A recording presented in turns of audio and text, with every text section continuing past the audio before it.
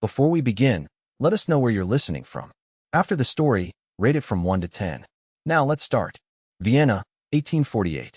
The autumn air carried the faint scent of chestnuts roasting in copper pans along the Ringstrasse, mingling with the smoke of distant factories that marked the empire's reluctant march toward industrialization. The Habsburg monarchy stood like an aging oak amid Europe's growing revolutionary winds, proud, unyielding, yet with roots that could not hold forever against the coming storm. Natalia Gallo washed her father's hands as he counted the morning's receipts, his fingers stained with ink from the ledgers that detailed their modest silk trade. At 23, she had grown accustomed to the rhythm of merchant life, the careful calculations, the measured conversations with nobles who treated her father with the precise amount of respect required for business, but never enough for true acknowledgement. "The payment from the palace is late again," Matteo Gallo muttered, pulling at his graying beard. 3 months now. The empire operates as though time holds different meaning for those of us who must eat by our earnings. Natalia nodded, arranging a display of Venetian silks near the shop window. Perhaps I should deliver the reminder myself this time. Lady Esterhazy mentioned her fondness for the new French patterns when she visited last week. I could bring samples. Her father's eyes narrowed with that particular blend of protection and resignation that had defined their relationship since her mother's death. The palace stewards are not to be trusted with a young woman. They have peculiar ideas about merchants' daughters. "I'm hardly young anymore, father," she said with a gentle smile. "And we need the payment before the new shipments arrive from Lyon." What Natalia didn't say was that she welcomed any excuse to step beyond their small world.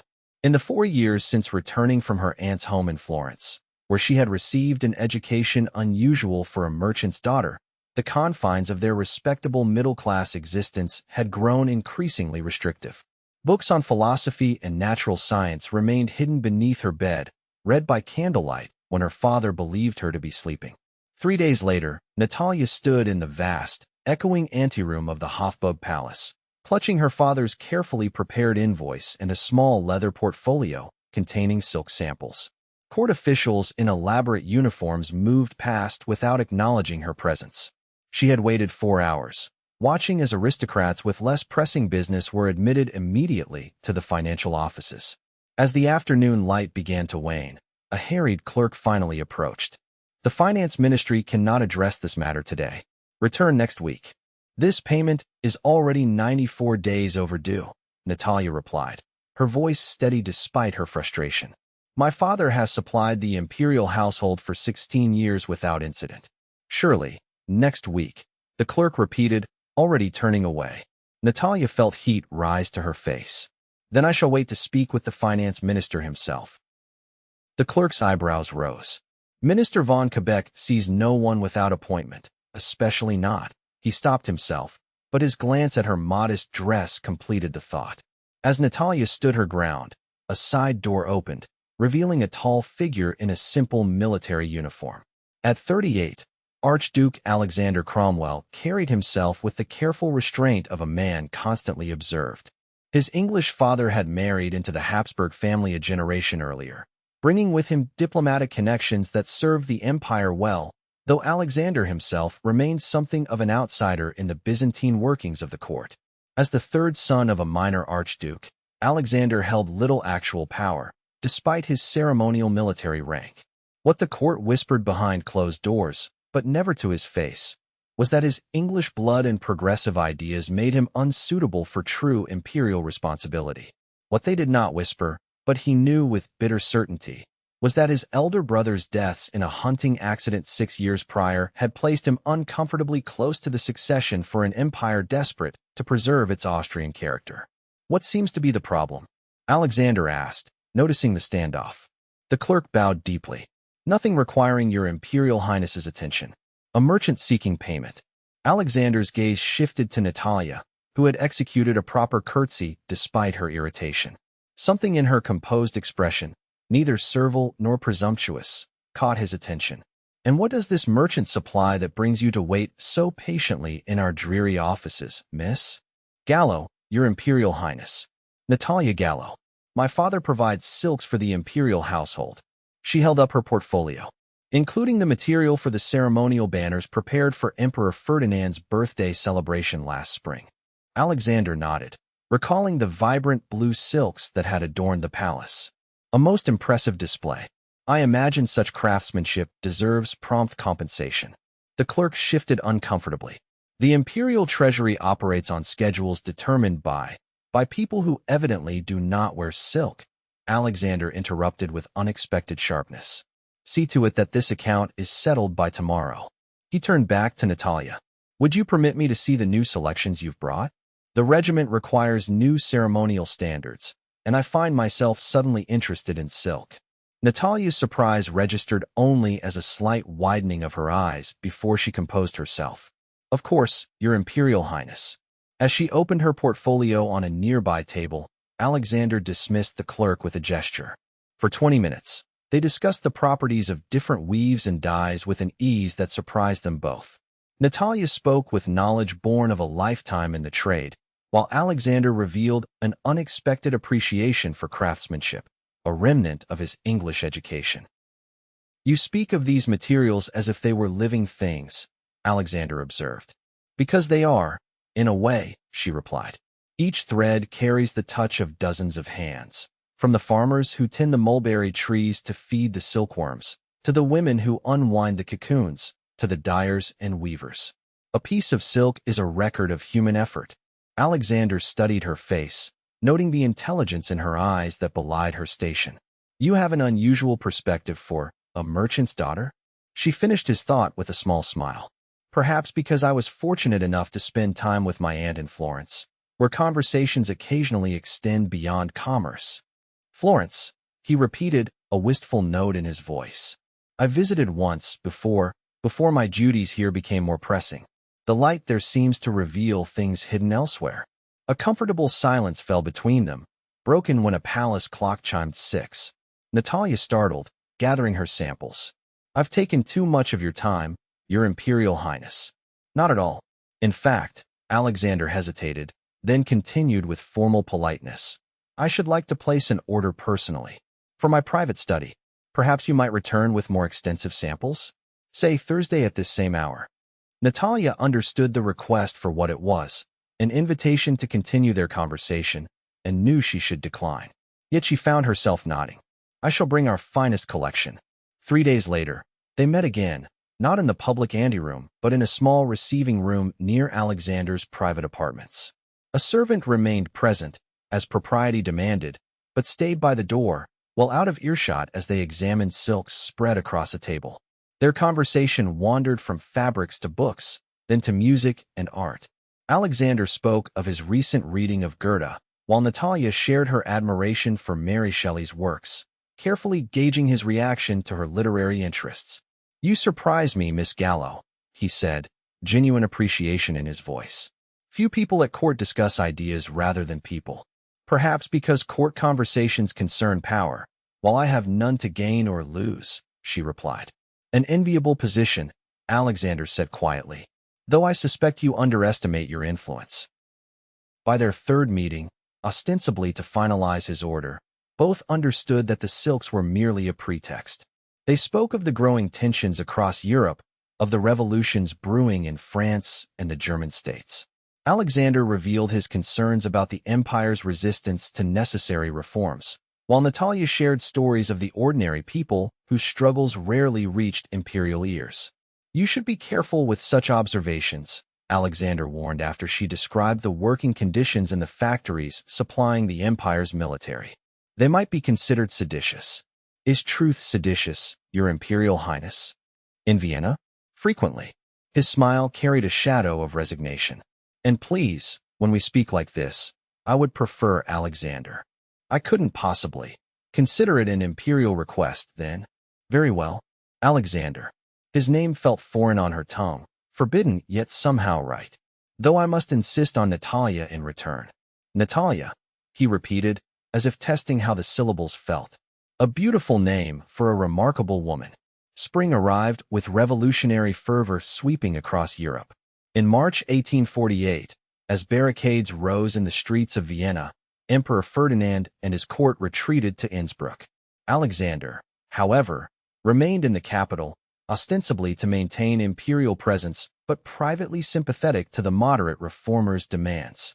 During those chaotic weeks, he and Natalia met in the relative safety of the Volksgarten, where the early blooming roses provided both beauty and privacy. Their conversations intensified as the world around them transformed. Alexander spoke of his childhood in England, of a father who had taught him to value individual liberty alongside duty.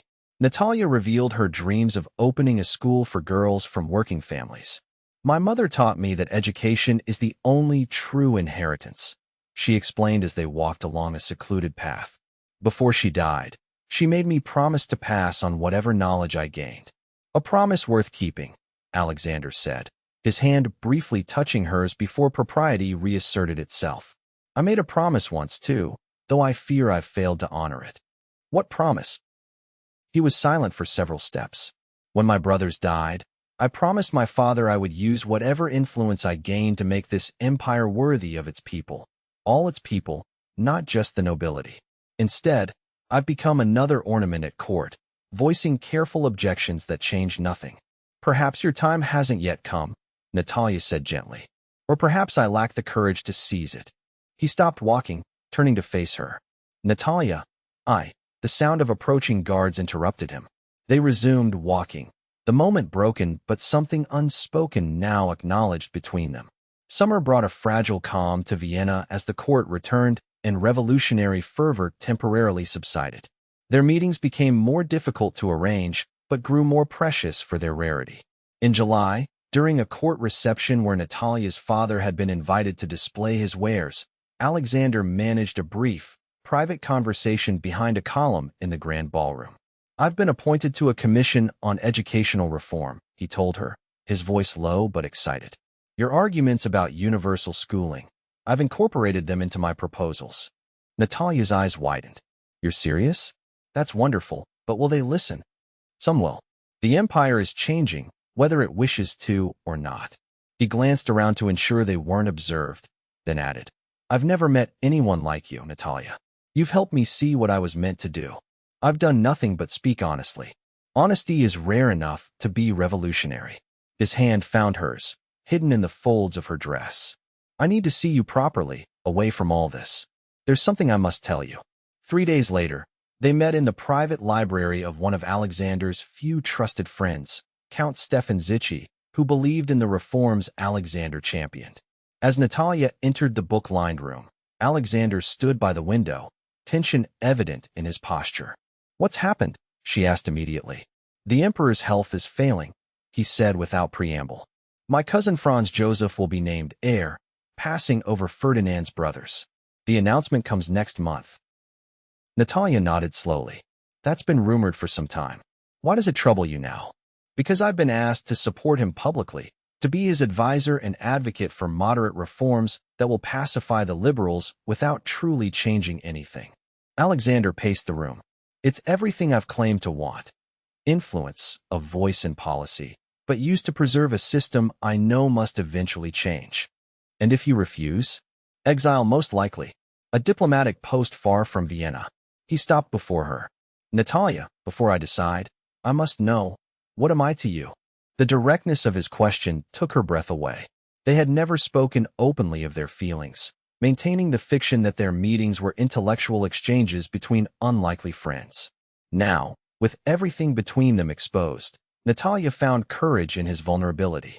"You are the man I love," she said simply, "though I've never allowed myself to say it, even in my thoughts."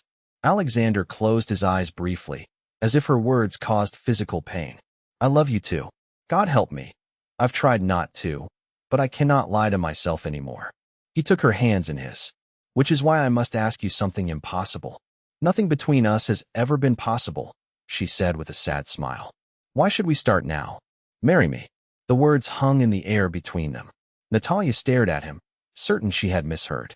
"Alexander, you cannot. I can. I've studied the Imperial statutes. As third in line to the throne, I require the emperor's permission to marry, but it cannot be refused without cause. Once Franz Joseph is named heir, my position becomes even less significant. We could live quietly, away from court. I would still serve, but on my terms. Your family would never accept a merchant's daughter. Some wouldn't, he acknowledged. But others might surprise you. The world is changing, Natalia. Why shouldn't we change with it? For a moment, she allowed herself to imagine it. A life with this man who saw her mind before her station, who valued her thoughts as much as her heart. Then reality reasserted itself. The court would destroy you, she said softly. Everything you've worked for, every reform you hope to achieve, gone because you married beneath you. Is that your only objection? My position. He searched her face. Not your feelings? My feelings make me wish to say yes with my whole heart, she admitted. But my love for you won't let me ruin you. Alexander's expression hardened with determination. Then I shall have to prove you wrong. Give me time. Don't answer now. October brought with it not only autumn leaves, but political upheaval. Revolution reignited in Vienna, forcing the imperial family to flee once more. In the chaos, Alexander remained, working tirelessly to mediate between the revolutionaries and loyalist forces. For 6 weeks, he and Natalia did not meet, though his letters reached her through Count Zichy's servants, brief notes assuring her of his safety and unchanged intentions. When imperial troops finally retook the city in November, Alexander was both praised for preventing greater bloodshed and viewed with suspicion for his sympathies with moderate reformers. As Franz Joseph was indeed named heir to the throne, Alexander found himself increasingly marginalized at court. On a cold December evening, Natalia received an urgent message requesting her presence at Count Zichy's residence. There, she found Alexander looking exhausted but resolute. I've been offered an ultimatum, he said after Zichy left them alone in the library. Accept appointment as governor of Lombardy Venetia or face formal investigation for revolutionary sympathies during the October uprising. Lombardy. Natalia felt her heart sink. That's as far from Vienna as they can send me while still pretending it's an honor, he finished. I'm to give my answer tomorrow. You must accept, she said immediately. The alternative is unthinkable. I will, but not alone. He took her hands. Come with me as my wife. Alexander, I've secured the emperor's permission, he interrupted, his words tumbling out. Ferdinand signed it before abdicating. My last request of a dying man who always had more kindness than sense. Franz Joseph cannot revoke it without causing scandal. Natalia stared at him in disbelief. How did you convince him? I reminded him of a promise he made to my father, that his sons would be allowed to marry where they chose, so long as the women were virtuous and Catholic. Alexander's eyes held hers. A promise apparently forgotten by everyone but him. And he remembered this promise? After all these years. Ferdinand remembers kindnesses better than politics. He recalled how my father saved his life during a hunting expedition when they were young. Alexander's voice softened. Some debts transcend rank, Natalia.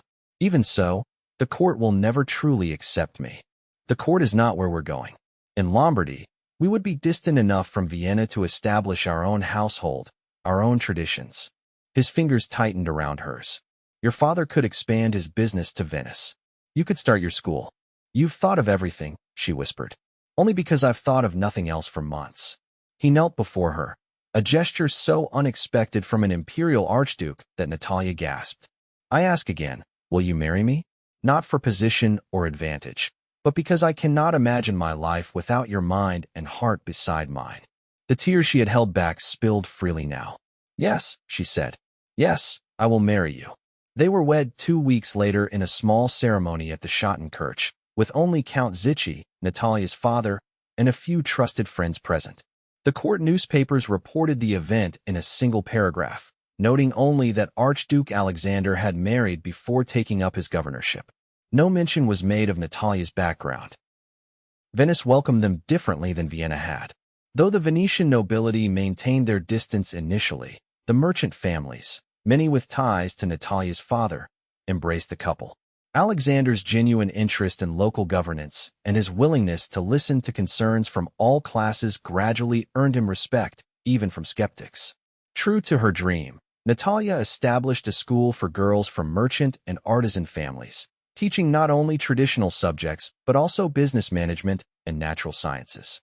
When Alexander invited local officials to observe the students' progress, even conservative voices found it difficult to object to such practical education.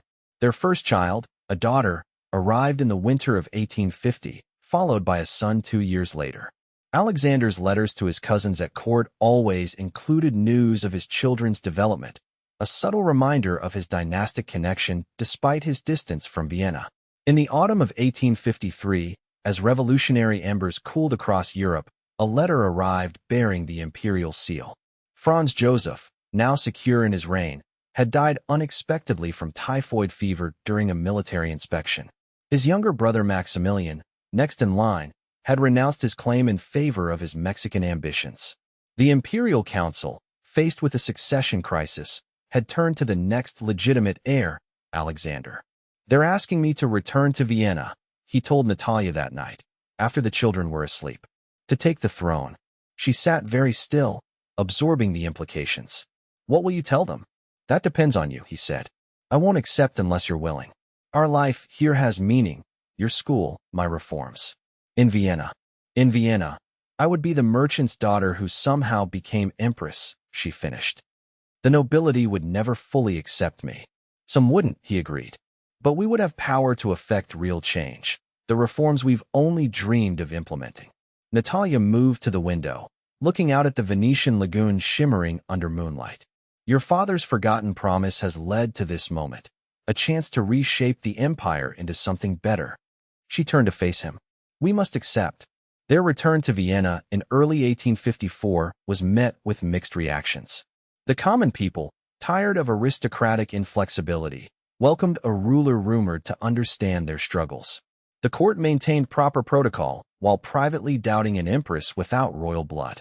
Alexander's coronation proceeded with traditional pomp, but his first imperial actions signaled change: amnesty for political prisoners, expanded educational opportunities, and cautious but meaningful steps toward constitutional monarchy.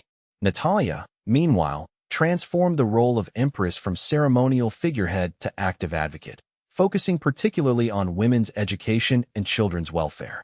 Over the years, their unusual marriage became not a liability, but the cornerstone of a more adaptable monarchy. Their children, raised understanding both privilege and responsibility, continued their reforms into the next generation. The empire that had once seemed immovable gradually evolved, bending instead of breaking under the winds of change. On their 30th wedding anniversary, as they walked privately in the palace gardens where spring flowers mirrored those from their early meetings, Alexander reflected on their journey. "When I think of how easily we might never have met, if you hadn't come to collect that payment, if I hadn't walked through that particular door at that precise moment." Natalia smiled, the lines around her eyes deepening with the expression. "Perhaps it wasn't chance. Perhaps we were always meant to find each other. A merchant's daughter and an archduke? That seems unlikely even for fate." "Not a merchant's daughter and an archduke," she corrected, taking his hand as she had done countless times over 3 decades. "Simply two people who saw the world as it could be, not merely as it was." Alexander lifted her hand to his lips. "The forgotten promise that changed everything." "Not forgotten," Natalia said softly, "just waiting for the right moment to be remembered." As twilight settled over Vienna, they walked back toward the palace that had become not just a seat of power but a home, proof that love, when given room to grow alongside respect, could indeed change the course of an empire.